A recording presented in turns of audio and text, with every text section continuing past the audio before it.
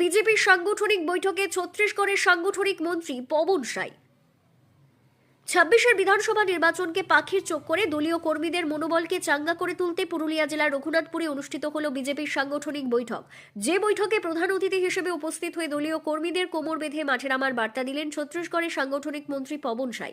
রঘুনাথপুর বিধানসভার বিধায়ক বিবেকানন্দ বাউরির নেতৃত্বে সোমবার রঘুনাথপুরের চেলিয়ামা রোডের দলীয় কার্যালয়ে অনুষ্ঠিত হল এই সাংগঠনিক বৈঠক।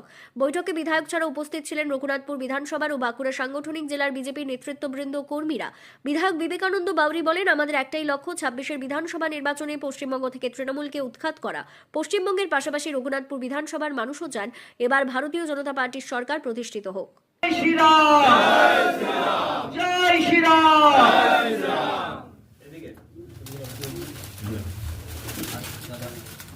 भारत माता की भारत माता की जय श्री राम।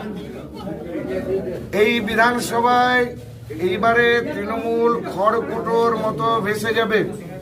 আপনারা সকলেই জানেন যে সারা পশ্চিমবঙ্গে তৃণমূলের অবস্থাটা কি।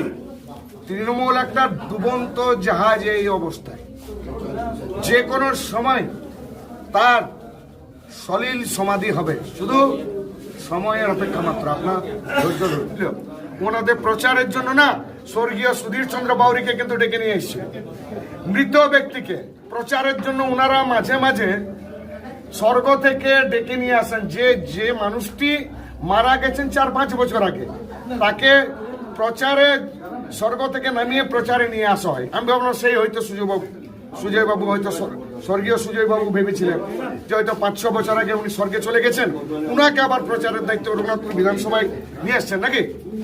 তো যাই হোক, রঘুনাথপুরবাসী এই সমস্ত যে বাবুকেই আনুন না কেন, প্রত্যেক বাবু এখানে কাবু হবেন, কারণ ভারতীয় জনতা পার্টির কার্যকর্তারা বিশেষভাবে এখানে সক্রিয় এবং তৃণমূল নামক লম্পট দলটার যে পচন ধরে গেছে, দুর্গন্ধ চারিদিকে ছড়াচ্ছে, এই দুর্গন্ধের হাত থেকে মুক্তি পাওয়ার জন্য ভারতীয় জনতা পার্টির কার্যকর্তার পাশাপাশি জনগণ যা যা করার সেটা করবে।